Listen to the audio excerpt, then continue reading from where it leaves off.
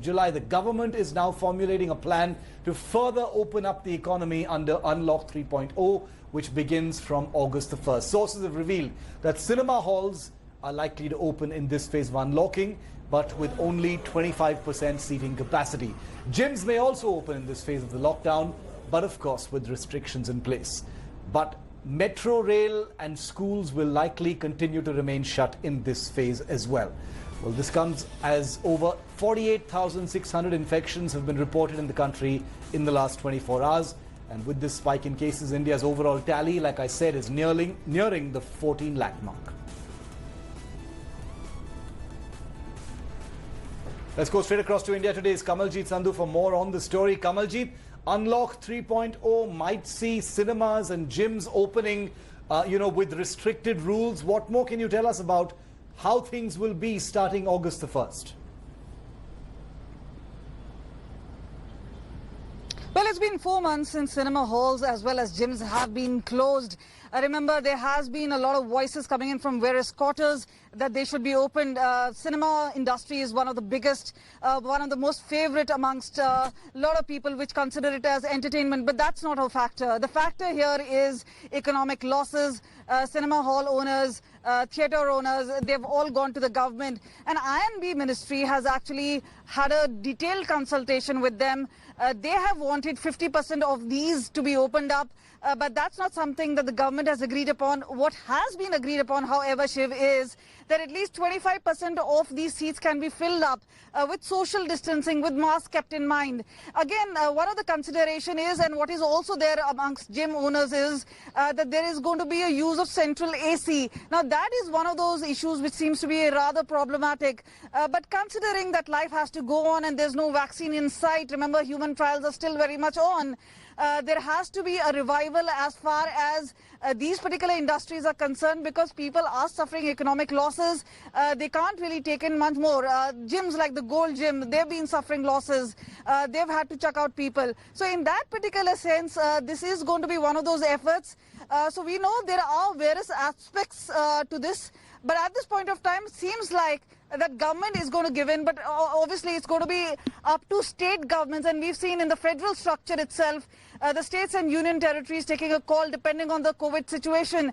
Delhi may have marginally improved. Dharvi in Mumbai has marginally improved. So these are cases where positivity is actually coming in. But considering that each state has a different situation, all that has to be factored in, Shiv. But again, we are looking at schools and colleges also resuming in September. Yes. But for now, in Unlock 3, after 4 months, we are looking at some good news as far as the industry, at least the cinema hall owners are concerned. They've already had the SOP in place. Remember, the metro services, which is the mass transport, which has obviously a central AC of sorts, will not be opening anytime soon. So all those restrictions will continue to be in place. Okay, thanks very much, Kamal, for giving us that comprehensive picture of what Unlock 3.0 is going to look like. India Today's Aishwarya Paliwal, meanwhile, visited a cinema hall in the national capital where preparations are underway in case the government finally does announce that cinemas can open under Unlock 3.0. Take a look at her report.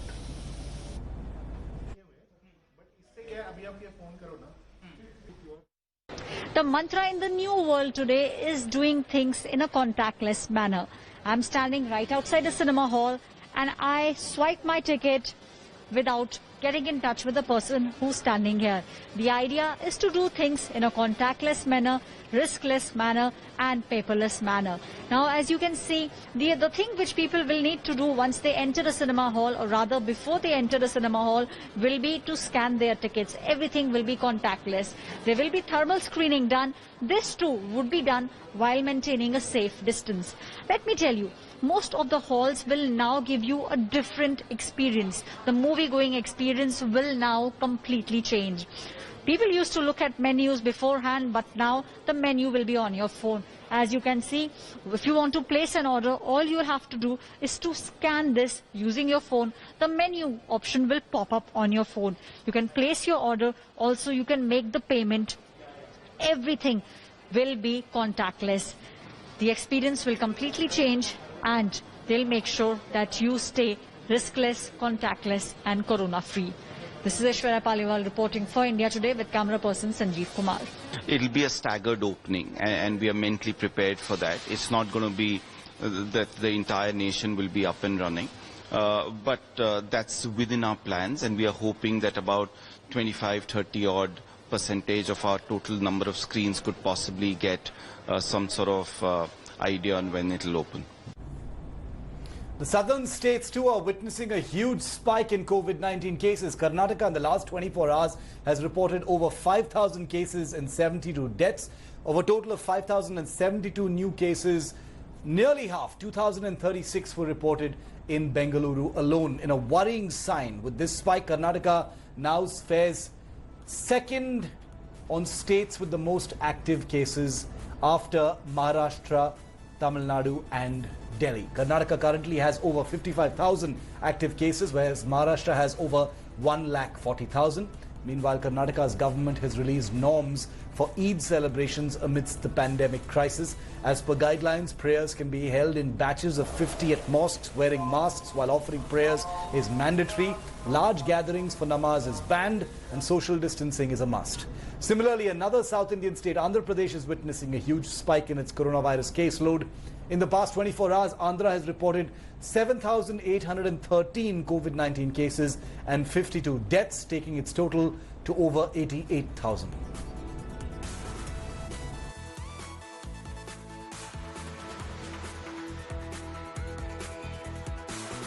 Even though the lockdown restrictions have been lifted in Bengaluru for 1 week that was imposed, Sunday lockdown still continues in the city here.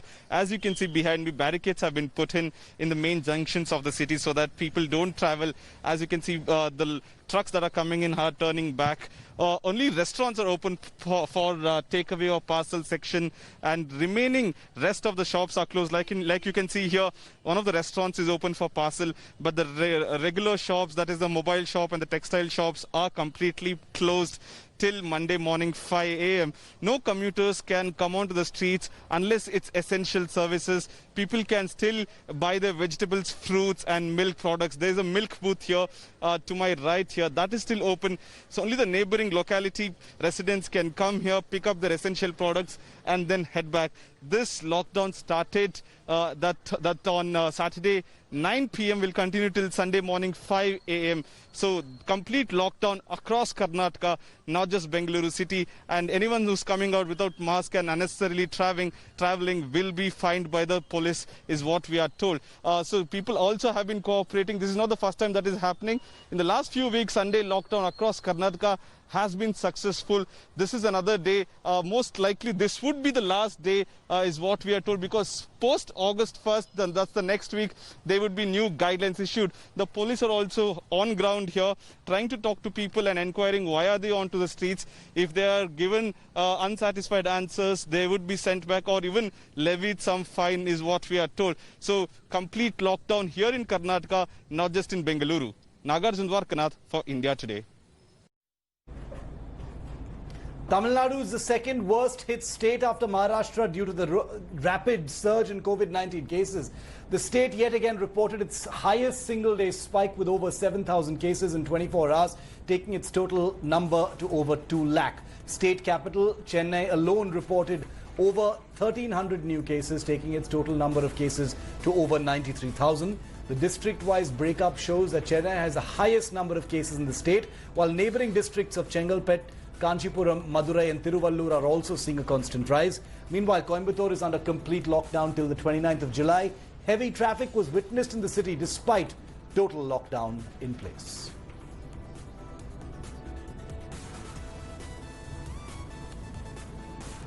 A sensational Islamic State plot to use COVID-19 virus as a jihad tool has now been unearthed. An Islamic State magazine accessed by India Today shows the terror group's appeal to Muslims to spread the virus among non-believers by becoming COVID carriers themselves.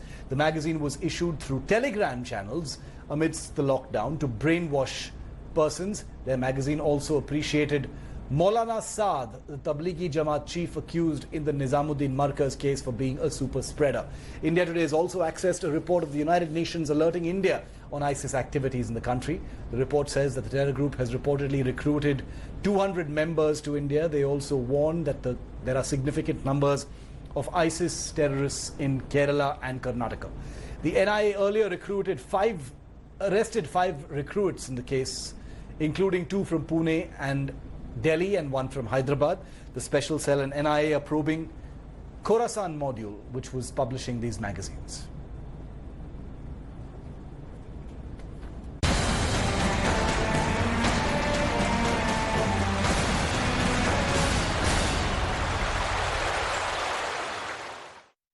Meanwhile, flood waters are slowly receding in many parts of Assam after weeks of devastation. Epidemics have emerged as the new risk now, and wild animals continue to stray into villages while road connectivity remains severely damaged in the state.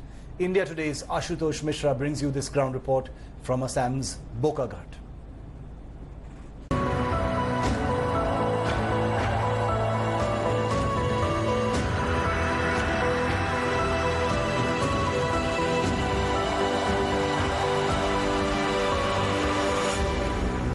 While reporting at ground zero in flood-affected Assam, roaming from one district to another, now I'm here in Bokaghat.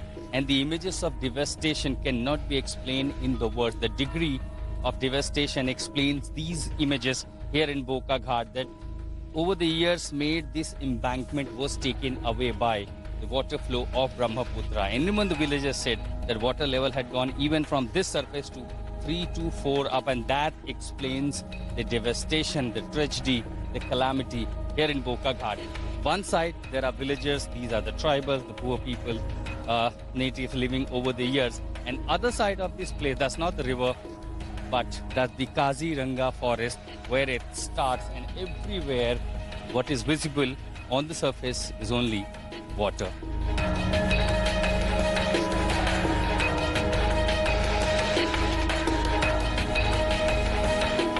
A deadly disaster has many other ugly faces. While the Brahmaputra water has taken everything under it, clearly the villages and districts are submerged.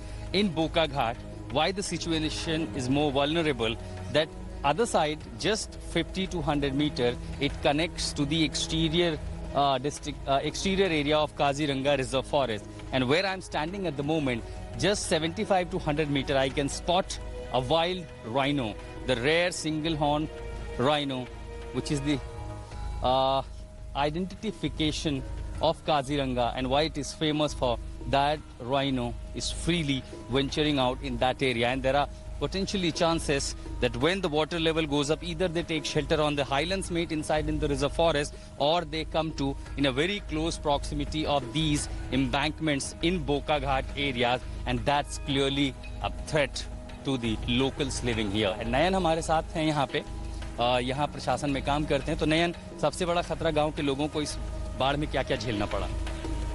इस बार जो बाढ़ से परिस्थिति हुआ है वो 1980s में जो बाढ़ आया था वो उसी के मुकाबले इस बार का भी प्रभाव ऐसा पड़ा है. तो इस बार लोगों को काफ़ी दिक्कत हुआ है, और इस एरिया में पानी के अलावा भी वो जानवर का भी थोड़ा खतरा रहता है. लेकिन हम लोग प्रशासन की तरफ से जितना भी हो सकता है हम लोग ने यहाँ पे व्यवस्था किया है ताकि लोगों को दिक्कत ना हो.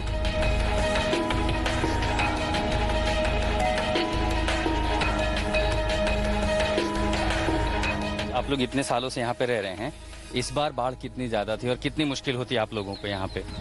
बचपन से हम बड़ा हुआ है इस जगह पे. अब तो हमारा साल तो कम से कम 47-48 हो गया है.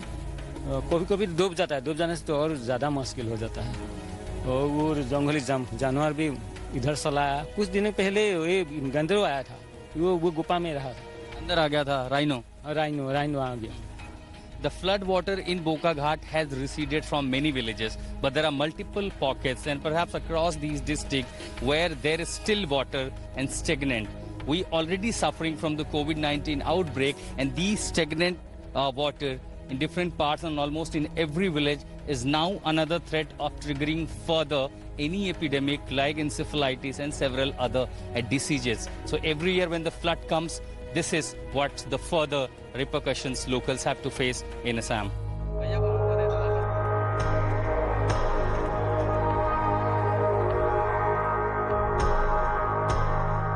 Since most of the villages are submerged and there is completely disrupted road connectivity, the only medium to commute is through country-made boats. In Boka Ghat, I am now visiting one village to another, which is not only submerged but also almost like an island where there is hardly any connectivity. Perhaps why even the relief operation is badly disrupted. With some relief material on a Care Today initiative, we are going to these villages and also to know their pain, that why every year scenario of Brahmaputra water level and flood situation, people are affected and there are no sufficient help and support from the administration and the government.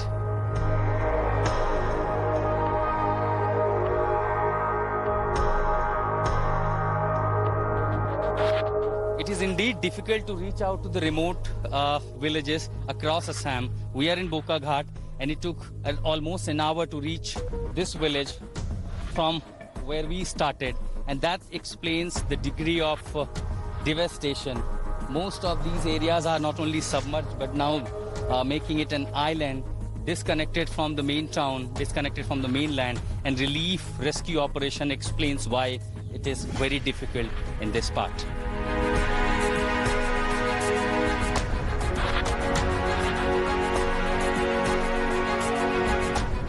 बाढ़ का पानी है, तब कैसे थे आप लोग? कहाँ पर गए? वहाँ गया था बुका घाट। घर छोड़ के चले गए थे आगे? गए थे। और अभी भी जो लोग आए हैं वापस, यहाँ छोटे छोटे बच्चे हैं, लेकिन है तो चारों तरफ पानी। यहाँ पानी तो चारों तरफ है, अभी भी है। अभी भी आपको लगभग 10-15 दिन लग जाएगा। जो लोग जाते हैं आगे सड़क बाजार जाना हो, दवा लेने जाना, वो कैसे जाते हैं? जाते हैं नौका लेके जाते। पानी हम देख रहे हैं रिसीड नहीं हुआ है, उधर रुक गया, उधर पानी स्टैग्नेंट हुआ है, तो डर नहीं लगता आप लोगों की दूसरी बीमारी भी फैलेगी इधर? हाँ वो तो है, फिर भी हम कुछ तो कर नहीं सकते ना। तो बीमारी तो होती है, वैसे भी बाढ़ के बाद होगी ही। ये गंदा पानी है ना अभी, तो पानी बीमारी होती है। हाँ बीमारी तो होती है। और अभी तो कोरोना का भी डर है चारों ओर। हाँ कोरोना का डर तो है, इसलिए लोग कहीं जाते भी नहीं है ज्यादा, यहीं पे है। लगभग कितने लोग होंगे जो गांव छोड़ करके एम्बैंकमेंट्स पे रहने आ गए थे? इस बार देखिए आप, एक तो बात है कोरोना का डर से सबको अंदर डाल दिया, उसके ऊपर ये फ्लड का ऐसा सिचुएशन है कि अब आप कहीं जाने का रास्ता नहीं है, तो पूरा एम्बैंकमेंट आप जितना भी चाहे यहाँ से जितना भी दूर जाएंगे, आप पूरा एम्बैंकमेंट के ऊपर लोगों को ही देखेंगे। और ये फ्लड का सिचुएशन में जो लोगों को मिलना चाहिए जिस तरह का सहायता, अब रिलीफ नहीं मिला, रिलीफ नहीं मिल रहा है। और एक प्राइमरी बात है, सिर्फ चावल देने से सब कुछ नहीं होता है, और बहुत भी कुछ चाहिए। हेल्थ फैसिलिटी चाहिए, क्लीन ड्रिंकिंग वाटर चाहिए, सैनिटेशन फैसिलिटी चाहिए। बच्चों के लिए प्रमुख करके जो हमारा भविष्य है, बच्चों के लिए, जो चिल्ड्रन के लिए जो स्पेशल फूड चाहिए, एक बूंद भी अभी तक नहीं मिला, एक दाना भी नहीं मिला।